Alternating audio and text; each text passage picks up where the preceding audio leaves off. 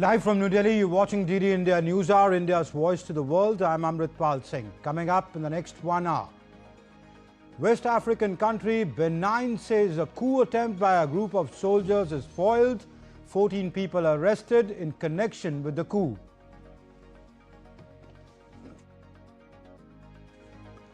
Israeli Prime Minister Benjamin Netanyahu meets German Chancellor. Says second phase of US President's Gaza plan close.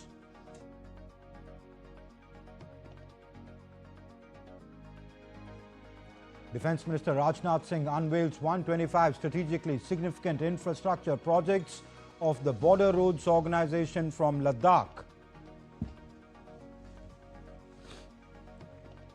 Indigo's air travel operations stabilize as fast pace following government's corrective measures. Passenger movement remains smooth.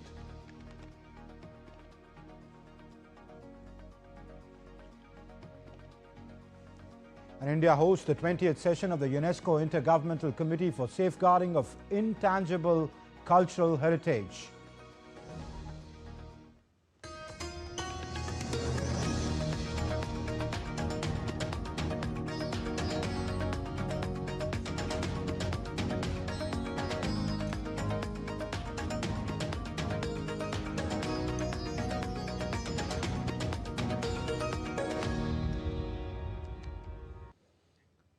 India has unveiled a major boost to border infrastructure. Defence Minister Rajnath Singh inaugurated 125 key projects in Ladakh, including new roads, bridges and the crucial Shyok Tunnel aimed at improving mobility in high-altitude areas.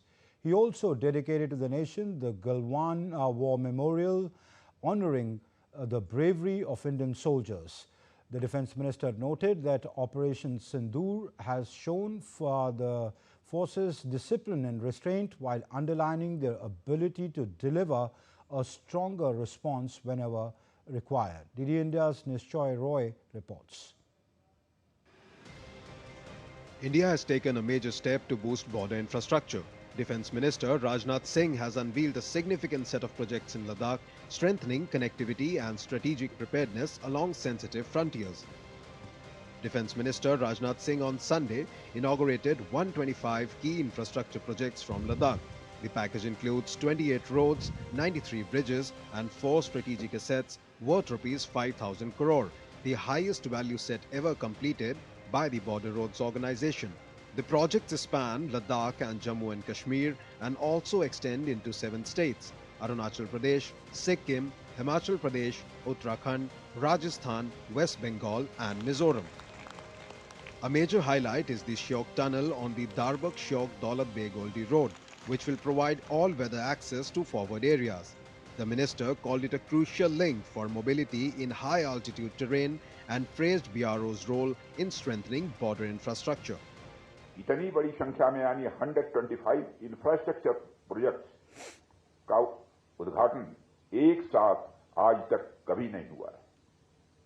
तो यह अपने आप में BRO के लिए और हम सबके लिए मैं मानता हूं एक मेजर अचीवमेंट है। आज लद्दाख में ही दारबुक श्योक दौलत बेग ओल्डी रोड पर निर्मित 920 मीटर लंबे श्योक टनल का भी उद्घाटन हुआ है। दुनिया के सबसे कठिन और चुनौतीपूर्ण टेरेन्स में निर्मित यह इंजीनियरिंग मार्वल लद्दाख जैसे स्ट्रेटेजिक एरिया में all weather reliable connectivity ensure करेगा। Rajnath Singh also virtually inaugurated the Galwan War Memorial, honouring the bravery of Indian soldiers. He also noted that Operation Sindoor showed the forces restraint and discipline, while making clear that they remain fully capable of delivering a stronger response whenever required. Pahalgam के दुर्दांत आतंकी हमले का जवाब देते हुए हमारी armed forces ने operation सिंदूर को प्रभावी तरीके से अंजाम दिया। तो आतंकियों का क्या हश्र किया ये दुनिया जानती है।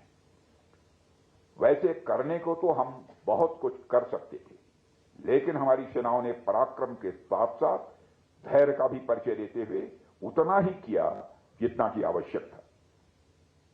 इतना बड़ा ऑपरेशन इसलिए संभव हो पाया क्योंकि हमारी कनेक्टिविटी स्ट्रांग थी।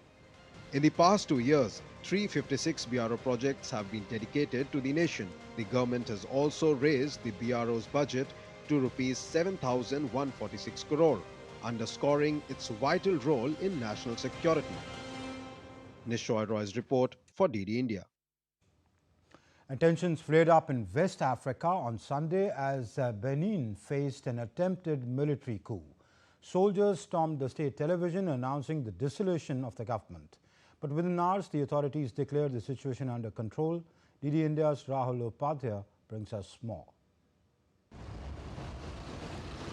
An attempted military coup unfolded in the West African country of Benin on Sunday when a group of soldiers stormed the state television. The soldiers, calling themselves the Military Committee for Refoundation, declared the removal of president and suspension of all state institutions. The Military Committee for Refoundation, which met on Sunday in Cotonou, deliberated and decided the following: Mr. Patrice Talon is removed from office as President of the Republic. But the coup attempt quickly faltered. A senior military source confirmed the situation was under control, saying the plotters had failed to seize either the president's residence or the presidential offices. Meanwhile, Benin's interior minister announced that the army had successfully thwarted the coup. A small group of soldiers launched a mutiny aimed at destabilizing the state and its institutions. Faced with this situation, the Beninese armed forces and their hierarchy, true to their oath, remained republican. Their response allowed them to retain control of the situation and foil the attempt. The government therefore urges the population to go about their activities as normal. The African Union strongly condemned the attempted coup. In a statement posted on X, AU chairperson Mahmoud Ali Yusuf urged soldiers to immediately cease all unlawful actions and return to their barracks, stressing the need to uphold constitutional order. Rahul Upadhyay's report for DD India. Air travel operations across the country are stabilizing at a fast pace following intervention by the Ministry of Civil Aviation. The government said all corrective measures will remain in place until the operations stabilize entirely. Air travel operations across the country are stabilizing at a fast pace following rapid and decisive steps taken by the Ministry of Civil Aviation in wake of Indigo operational crisis. While all other domestic airlines are operating smoothly and at full capacity, Indigo's performance has shown steady improvement on Sunday, with flight schedules moving back towards normal levels. In light of recent cancellations leading to a shift in demand and temporary surge in airfares, the ministry intervened and introduced a cap on airfares with immediate effect. This measure ensures fairness and affordability for travelers. Since the implementation of this order, fare levels across affected routes have moderated to acceptable limits. The ministry has also instructed Indigo to trace and deliver all baggage separated from passengers due to disruptions within 48 hours. Continuous communication is mandated throughout the process. With this push, Indigo has successfully delivered 3,000 pieces of baggage to passengers across India as of yesterday. Airport directors from Delhi, Mumbai, Bengaluru, Chennai, Hyderabad, Ahmedabad, and Goa have confirmed normal conditions across terminals on Sunday. Passenger movement remains smooth with no crowding at check-in, security, or boarding points. The ministry's 24/7 control room continues to function as an integrated coordination hub overseeing flight operations, airport conditions, and passenger support requirements. Passenger calls are being promptly attended to with necessary assistance as required. The ministry has reassured traveling public that passenger safety, convenience, and dignity remain their highest priority. The aviation network is moving swiftly towards full normalcy, and all corrective measures will remain in place until operations stabilize entirely. To reduce passenger inconvenience at airports, multiple stakeholder engagements were held and real-time airport situations have been monitored continuously for the past 4 days. Regular meetings were convened with all operators, airport directors, ground handling agencies, and all other stakeholders. Bureau Report, DD India. German Chancellor Friedrich Merz met with Israeli Prime Minister Benjamin Netanyahu on Sunday, shortly after visiting the Holocaust Memorial Yad Vashem. Following a private conversation, the two leaders held an extended meeting with their respective teams. Later, addressing a joint presser, Prime Minister Netanyahu said that he's expected to meet U.S. President Donald Trump later this month, adding that a second phase of U.S. President's Gaza plan was close. I think simultaneous with the advance to the second stage, I think it's important to make sure that Hamas complies, not only with the ceasefire, but also with their commitment, which they undertook, to disarm and have Gaza demilitarized. That's not something that is not part of something that they committed to. They committed to it. And so I think we'll be having very important conversations at the end of the month on how to ensure that this second stage is achieved. We're about to finish the first stage. We're there, almost. But we have to make sure that we achieve the same results in the second stage, and that's something I look forward to discussing with President Trump. Meanwhile, the German Chancellor reaffirmed his country's commitment to diplomacy, stressing the need for long-term thinking. Above all, we will continue our diplomatic efforts to bring about peace. One thing is certain, Hamas cannot play any role in Gaza. Hamas must no longer pose a threat to Israel. We must not take short-sighted action or think in the short term. After the trauma of war suffered by both Israelis and Palestinians, we must lay the foundations for a new order in the region, a new order in which Israelis, Palestinians, and Arab neighbors can live in lasting peace, freedom, security, and dignity. India is hosting the 20th session of the UNESCO Intergovernmental Committee for Safeguarding of Intangible Cultural Heritage in New Delhi from the 8th to the 13th of this month. The historic Red Fort complex has been chosen as the venue, symbolizing a rare convergence of India's tangible and intangible heritage. This is the first time that India is hosting the ICH committee session, and the moment is significant. It coincides with the 20th anniversary of India's ratification of UNESCO's 2003 Convention on Safeguarding Living Cultural Traditions. Addressing the inaugural session, External Affairs Minister Dr. S. Jaishankar said that India has consistently worked to advance UNESCO's goal of fostering global peace and understanding through cooperation in education, science and culture. India has actively advanced UNESCO's objectives of promoting global peace and understanding through deeper cooperation in education, science and culture. In each of these domains, humankind has benefited from the legacy of its forebears. As we forge ahead in the shared quest for progress and prosperity, it is essential that we nurture this inheritance, build on it, and pass it on to future generations. Culture Minister Gajendra Singh Shekhawat, meanwhile, underlined that heritage is not merely about monuments or manuscripts, adding that manuscripts. Yeah. When most people hear the word heritage, they picture monuments, archives, or museum cases. But Bharat has always believed that cultural heritage is far more, not confined to stones or manuscripts, but alive, vibrant, and deeply intangible. And still to come up on DD India Newshour, Hong Kong votes to choose new lawmakers under Beijing's patriots-only rules.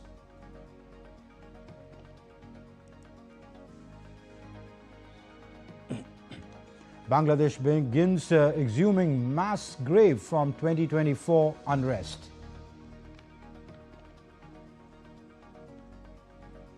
Nobel laureates, prize laureates urged to keep funding of basic sciences.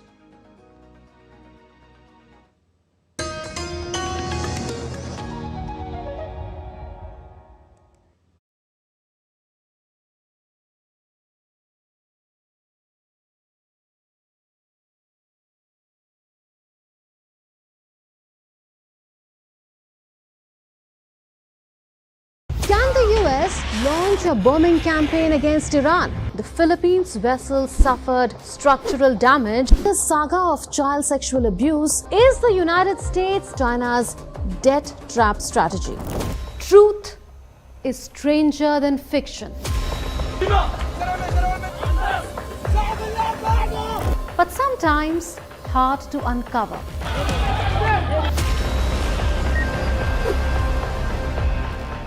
Trust us to tell the truth, unadulterated and pure, of every story that matters to you.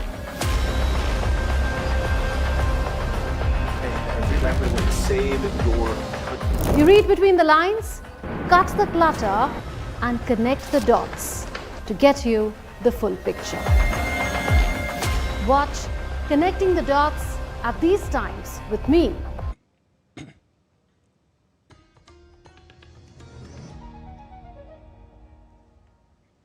You're watching DD India Newshour. I'm Amritpal Singh. Hong Kong voted on Sunday in a tightly controlled Legislative Council election taking place under the shadow of the city's deadliest fire in nearly 80 years.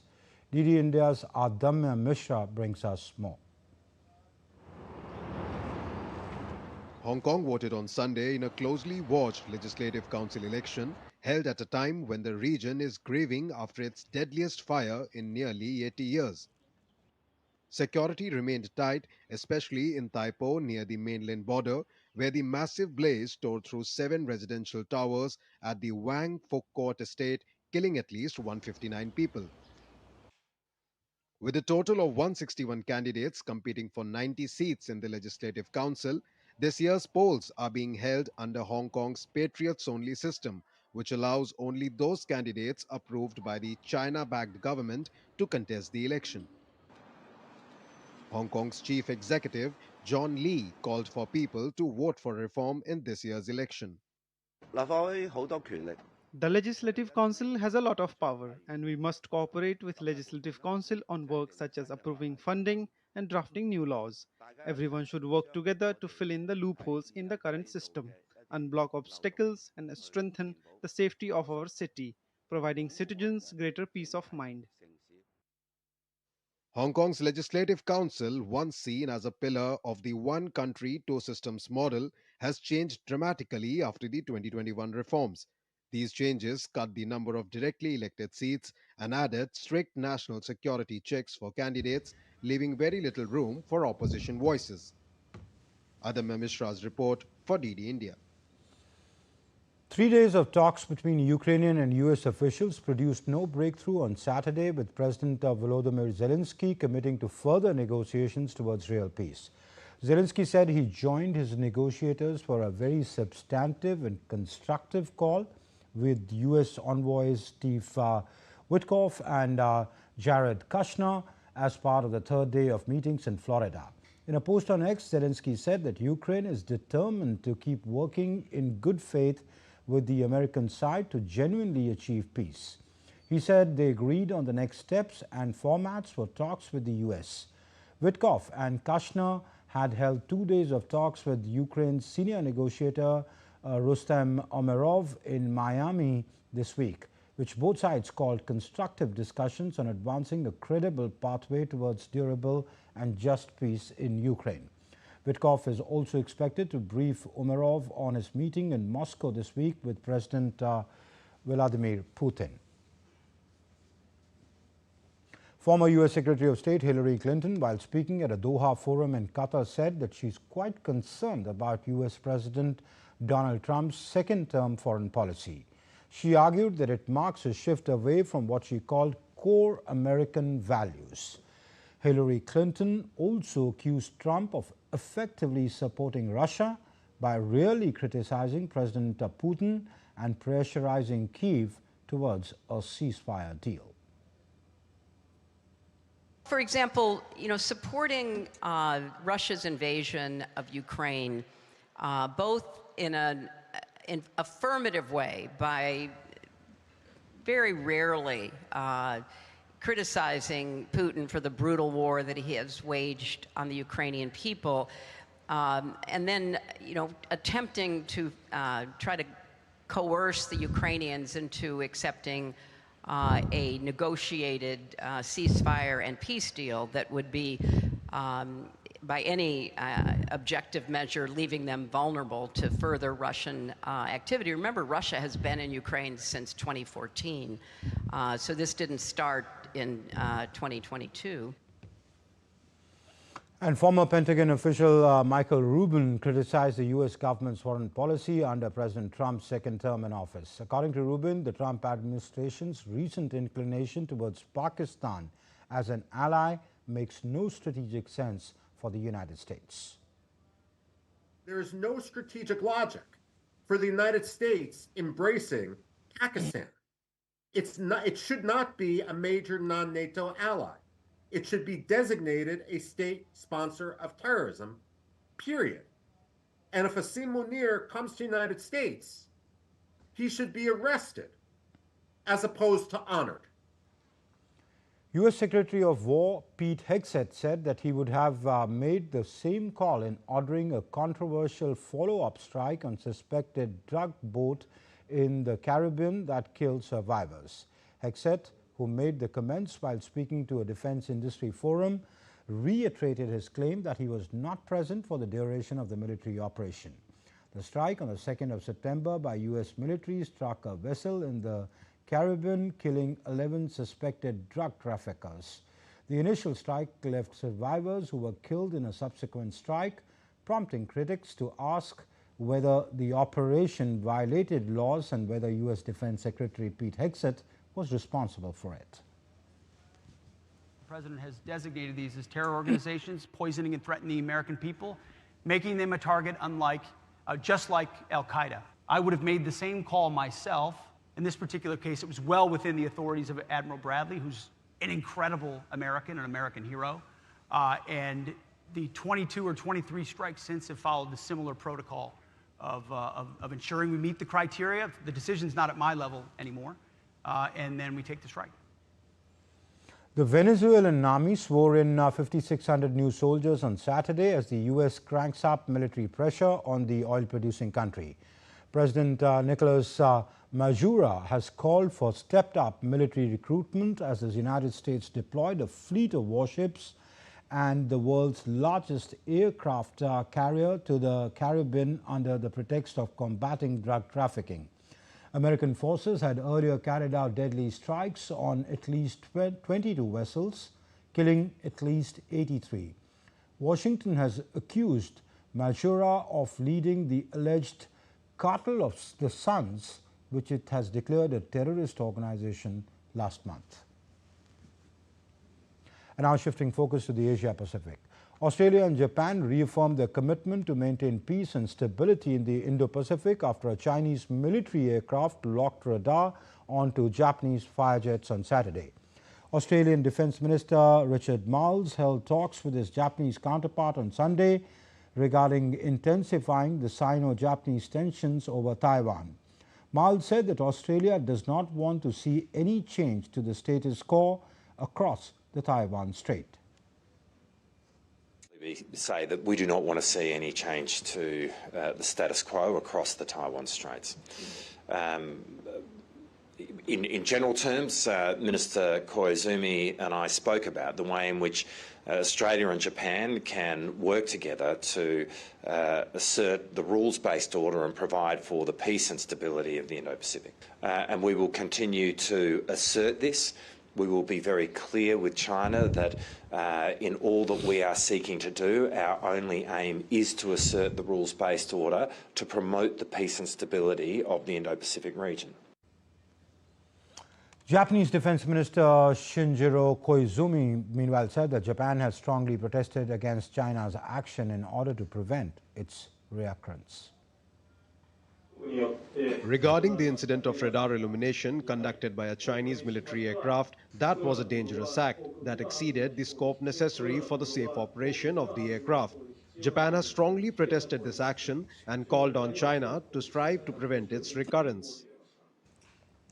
Bangladeshi police on Sunday began exhuming a mass grave in Dhaka, believed to contain around 114 unidentified victims of last year's deadly unrest. The UN-backed operation is being advised by Argentine forensic expert Luis Fontebreda, known for his work on mass graves worldwide. The bodies were buried by the volunteer group Anjuman Mufidul Islam, which handled 114 unclaimed bodies in July and August 2024, all reportedly killed during the protests. Sri Lankan authorities issued fresh landslide warnings on Sunday, with rain slashing areas already devastated by the powerful cyclone as death toll rose to 618.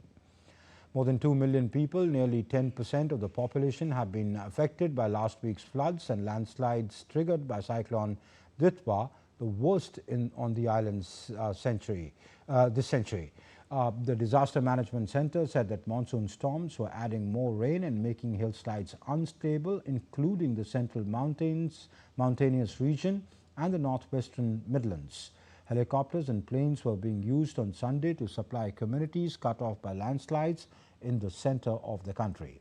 The Sri Lankan Air Force said that it had received a plane load of relief supplies from Myanmar on Sunday and the latest batch of foreign aid. Meanwhile, Sri Lanka, struck by the cyclonic storm last week, has received 300 metric tons of emergency relief from India under Operation Sagar Bandhu. The consignment is a part of 1,000 tons of dispatch from Tamil Nadu to support recovery efforts. A second vessel carrying 700 tons is scheduled to arrive in Trincomalee tomorrow morning. The aid was formally handed over by the Indian High Commissioner to Sri Lanka, Santosh Jha. He handed it over to the Sri Lankan Minister of Trade, Commerce and Food Security, Vasanta Samara Singhe, as international assistance continues amid widespread damage and displacement. Indian government and Indian High Commission in Colombo, they are giving plenty of support and excellent support to the Sri Lanka to eradicate this situation. And today we received the dry rations, and tomorrow we are receiving some other cloth and kind of essential items. So this is we receive the kind of support from India. We have a good relationship with India. Then I would like to thank Indian government and High Commissions. Nobel laureates in physics, chemistry and economic sciences highlighted the importance of funding scientific research. In a press conference in Stockholm on Sunday, economist Joel Mokyar pointed out that in the United States there has been a shift from government funding towards private funding of basic sciences.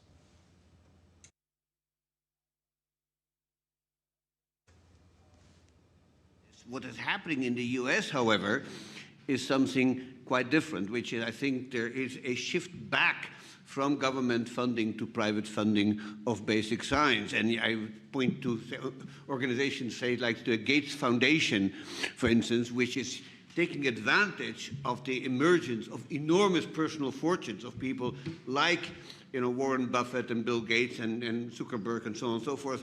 And basically, these people have amassed so much money that they can actually take care of the kind of funding that previously was done by things like the National Science Foundation and the National Institute of Health, which in recent years seems to have been cut back by Congress and by the executive. And in a way, that has profound implications for which direction science is going. Let's now take a look at some other stories making news around the world.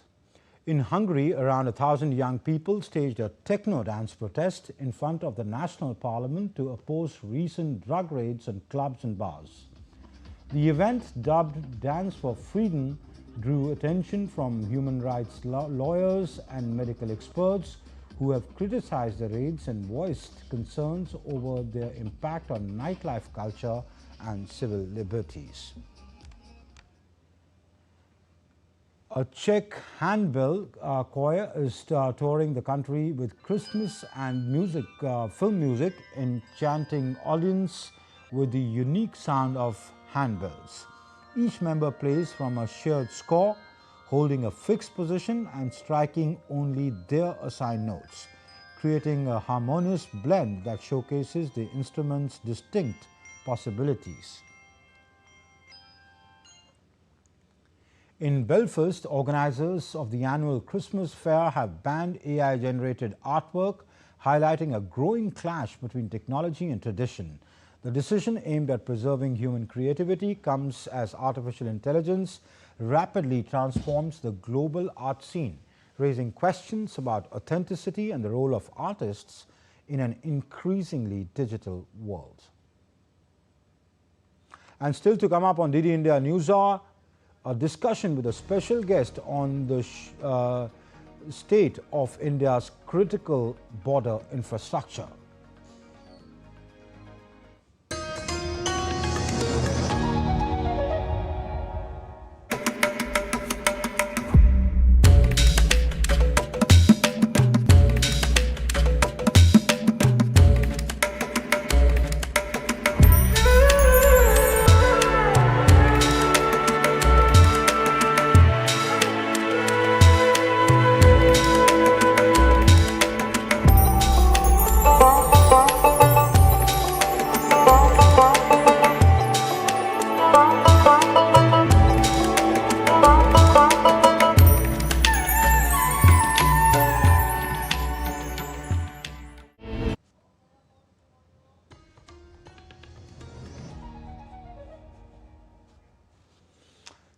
Welcome back. You're watching DD India Newshour. I'm Amritpal Singh. Let's talk about the state of the border infrastructure in India. The Defence Minister Rajnath Singh today inaugurated 125, or actually dedicated to the nation, 125 strategic border infrastructure projects, the biggest in one go by the Border Roads Organization. To talk about that, I'm joined by Lieutenant General retired Rajiv Chaudhary. He's a former Director General of the Border Roads under the Ministry of Defence. Thank you, General Chaudhary, for joining me on the show. First of all, let me congratulate you for, what is BRO's, your previous organization or your former organization's single largest day, projects dedicated to the nation. The BRO has been doing really well. I think in the past 2 years alone, 365 projects executed by the BRO in various states, bordering states. First of all, give us a sense of how important are these projects from a strategic point of view that the Raksha Mantri today dedicated to the nation? Thank you, Amrit. Firstly, these projects are very, very important, especially in the backdrop of last 5 years. The BRO has accelerated its work all along the LAC. And most of these projects, 125, which have been inaugurated by Honorable Raksha Mantri, including 28 roads, 93 bridges, and one tunnel on DS-DBO road, they are concentrated in Ladakh and Arunachal, and of course in the central sector, across 7 states and 2 UTs. So they are strengthening our security metrics all along the LAC, taking the last mile connectivity as close to the LAC as possible. Okay. And if we were to talk about, the challenges in, executing these projects, what are the challenges that the BRO faces? Most important challenge what we face, especially now when we are connecting all across the LAC, is the climate, because we are working in -30, -40 degrees in Ladakh, and of course in Arunachal there's a lot of rains. So that's harshest of the climate we are facing, and the terrain. Especially in Ladakh, most of our projects are happening above 14,000 feet. So you can understand the human capability and the machine's efficiency also reduces at those kind of heights. So we have to keep the workforce all along motivated and infuse a lot of new technological projects, new machines to accelerate our work. Okay. All right. Now, General, let me ask you, what is the state of our country's border infrastructure really, given our requirements, given our security requirements? Now, that is a very good question. If you, I go back to Galwan. Post-Galwan, pre-Galwan, the infrastructure was not as strong as it should be. But post-Galwan, there has been a lot of focus and there has been a lot of support in funding and in terms of machines, equipment being given to BRO to bridge that gap which was existing. In fact, I must say road-head differential which was there all along the LAC with the adversary. And due to this support of the government, we have been able to bridge that gap and been able to move forward the security metrics, and which has helped us, I'll say, in bringing China on the table. Because after all, China also understood with this kind of extension, strategic extension, which was being rendered to our security forces, especially to the Air Force and Army, in terms of projection across LAC if anything happens, that would not be handleable by China. So BRO has played a very silent and crucial role in normalization of the relations, apart from, of course, diplomatic and military initiatives which have been taken during last few years post-Galwan. Okay. For my viewers, of course, the BRO is doing a great job in, bridging that gap that which you admit exists between India and China when it comes to border infrastructure, and especially post-2020, post-Galwan, the accelerated pace of executing projects and the way it's, integrating the latest indigenous technology, say the bridge technology. What is it called? The C-70 class bridges?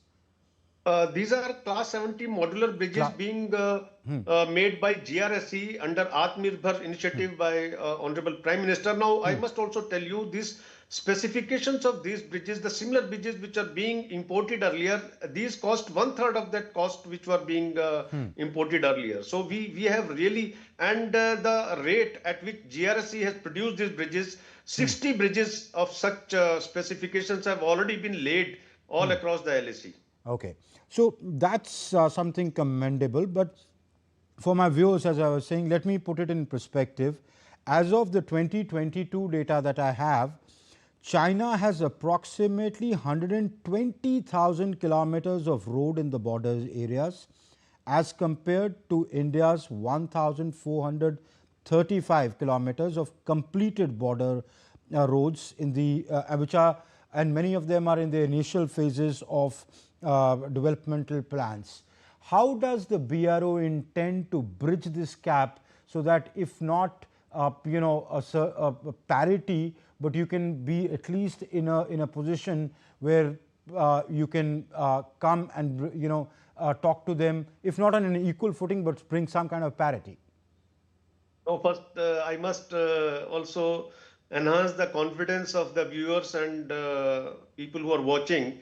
It is not as bad as we have been talking and thinking about it. It was, yes, not at parity, but we were lacking the last mile connectivity to the platoon and the section post. But today, I must tell you, we are reaching, especially in Ladakh, Arunachal and central sector, as close forward as China has been there all along. Because our strategic thinking was slightly regressive pre-2014, I must say, that government has been thinking that this buffer zone should be left and nothing should be built there because it may be used in case of any aggression by China against us. So that thinking, the mind block has been broken and the thinking has changed. Oh, you are, General, may I interrupt you? Are you saying that the Indians did not build their border roads thinking if there is a Chinese aggression, the Chinese troops will use our roads and our infrastructure to our disadvantage? Are you saying that was the thinking? Yes, that was the thinking, and it was stated by then Defense Minister Mr. Anthony in the Parliament.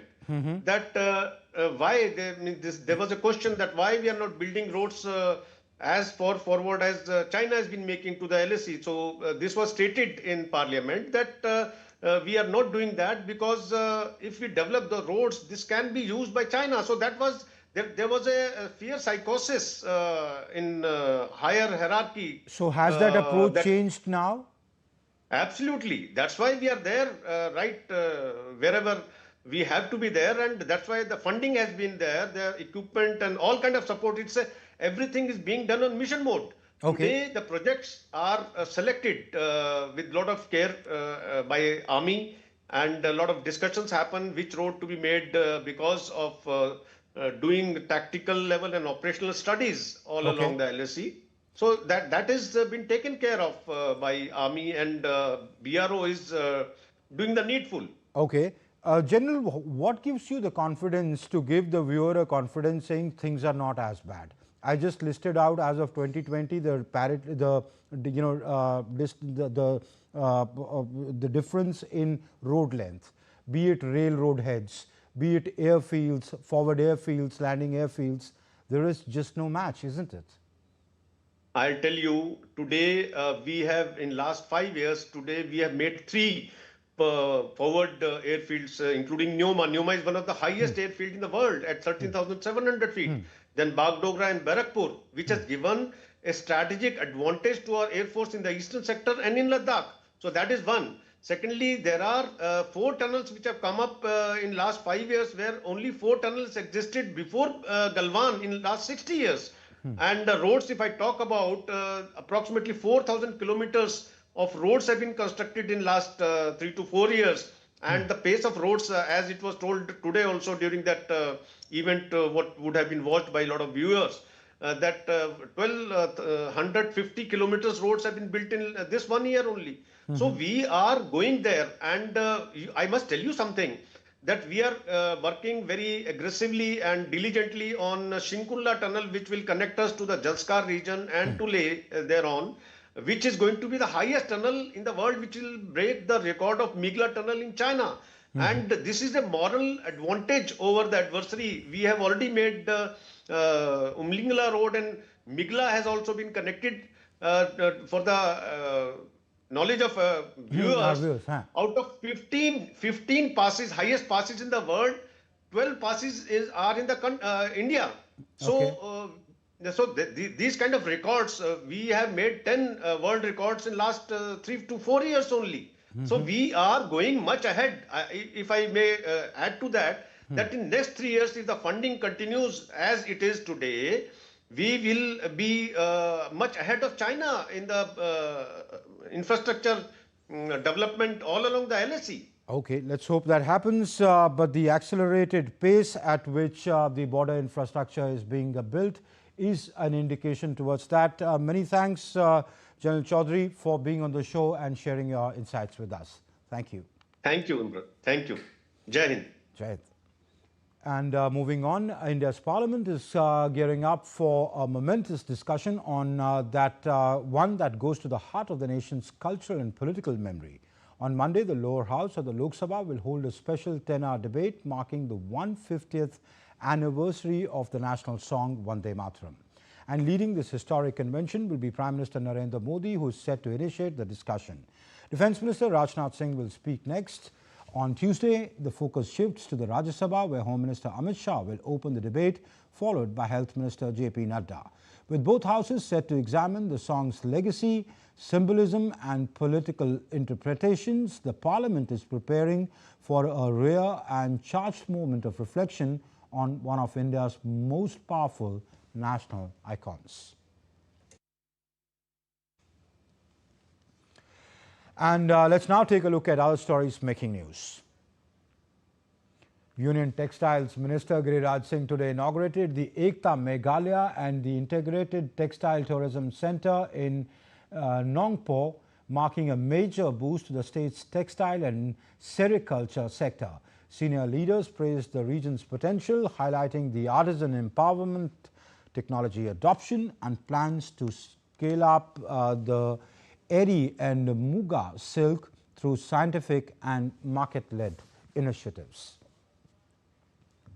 Shimla's historic ice skating rink, an open-air natural facility, has sprung back to life this winter.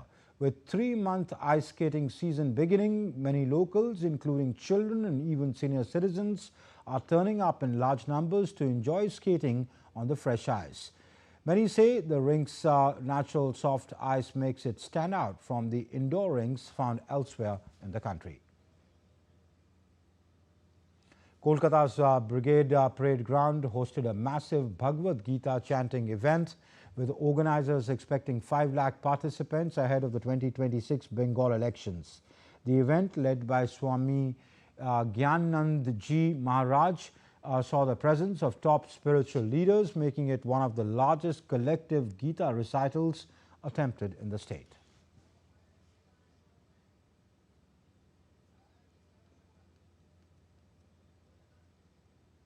And still to come up on DD India Newshour, a magisterial inquiry ordered into the fire at the Goa club, which claimed 25 lives. Australia crushed England by 8 wickets in the second Ashes Test in Brisbane.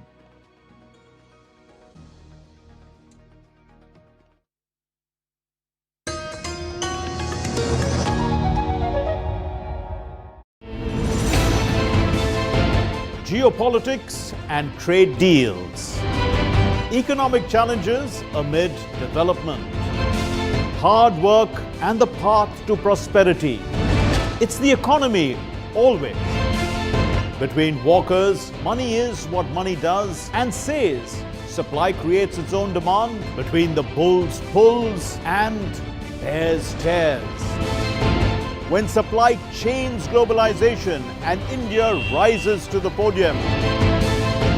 We'll get you centered with the Economic Brief at 8 p.m. every Thursday on DD India.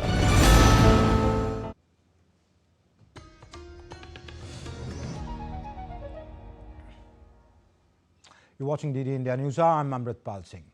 Goa Chief Minister Pramod Sawant on Sunday ordered a magisterial inquiry into the fire at a club which claimed 25 lives.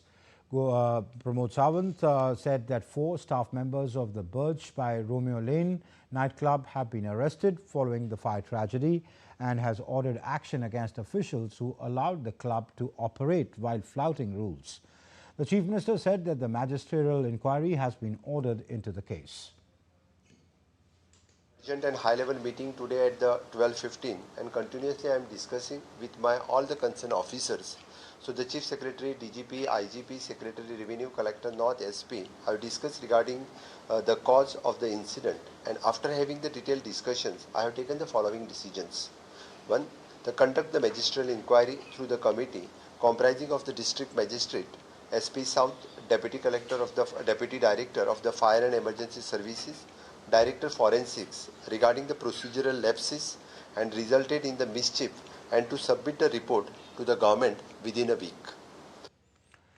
And after visiting those injured at the club fire at a hospital, Goa Governor Ashok Gajapati Raju said that they are getting medical attention and it's unfortunate incident, and said that he's praying for their recovery. Such type of incident is a big setback anywhere, leave alone Goa. But if you are able to put your mechanisms in place again, confidence will slowly rebuild. I think we have to look to the future, how to correct it, how to go ahead. None of us can get back lost life, so we should not even, I think in those lines. So we hope that everything will be okay.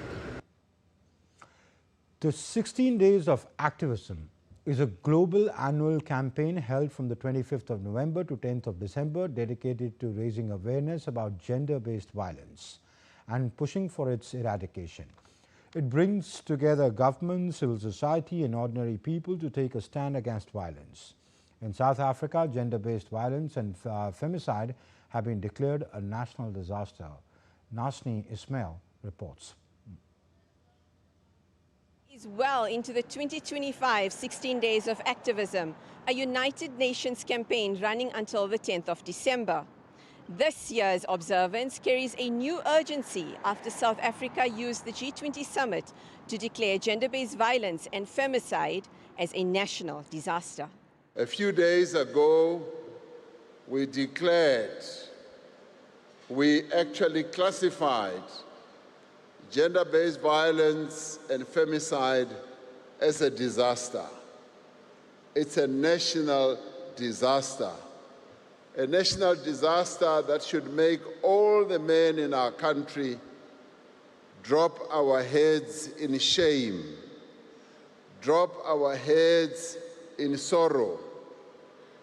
But I'm glad to be here because I see men who have chosen to come here to raise their heads in commitment, to raise their heads in determination to bring an end to gender-based violence, and I applaud you for that. The global theme, Unite, Invest to Prevent Violence Against Women and Girls, calls for stronger investment in prevention, protection, and survivor-centered support. South Africa's theme, Letsema, Men, Women, Boys, and Girls Working Together, reinforces collective action with a major focus this year on combating digital gender-based violence and femicide, including cyberbullying, online harassment, and harmful content targeting women and girls.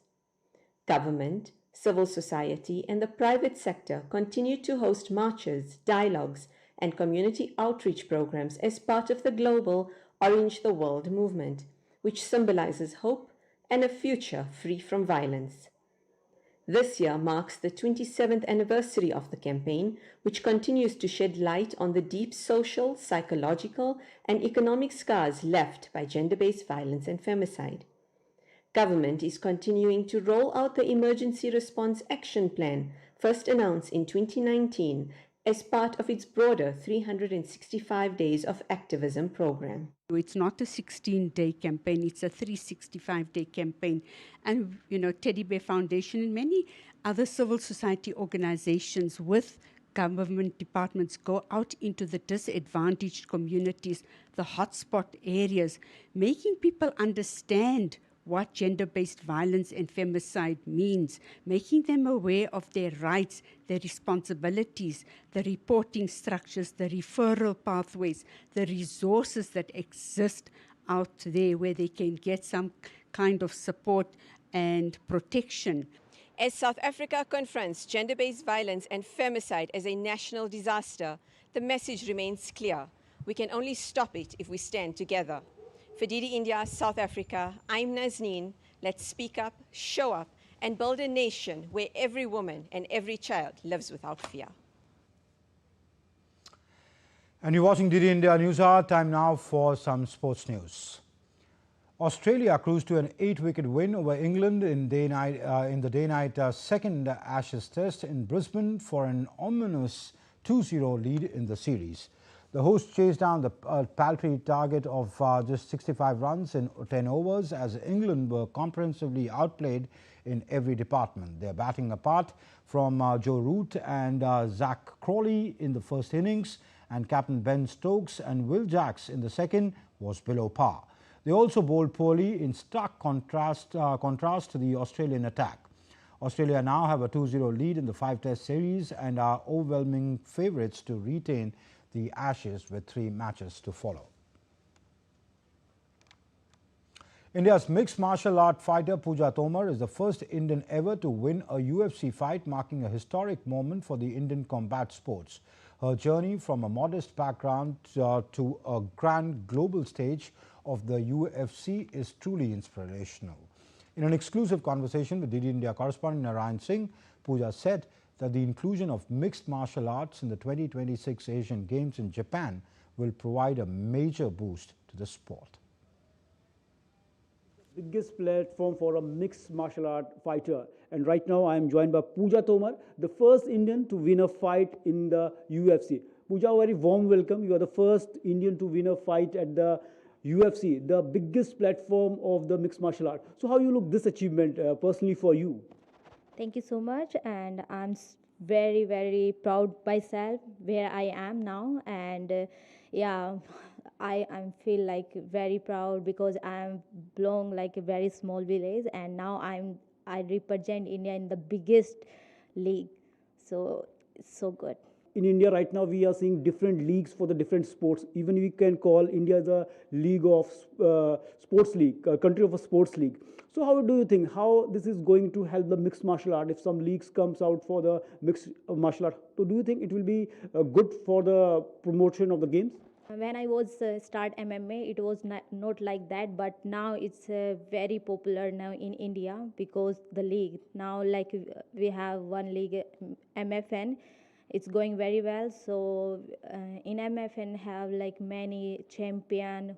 In future they can represent India in UFC and now and MMA in Asian game also. So now I can see where is the MMA is like high level now. Definitely, as you mentioned that the mixed martial art is also in the Asian Games, and also recently we saw that the world body of the mixed martial art met in Athens, so that the game can be bring in the Olympic fold too. So do you think coming in the Asian Games and a big push to bring the game in the Olympics too, it will help the sports, especially in India?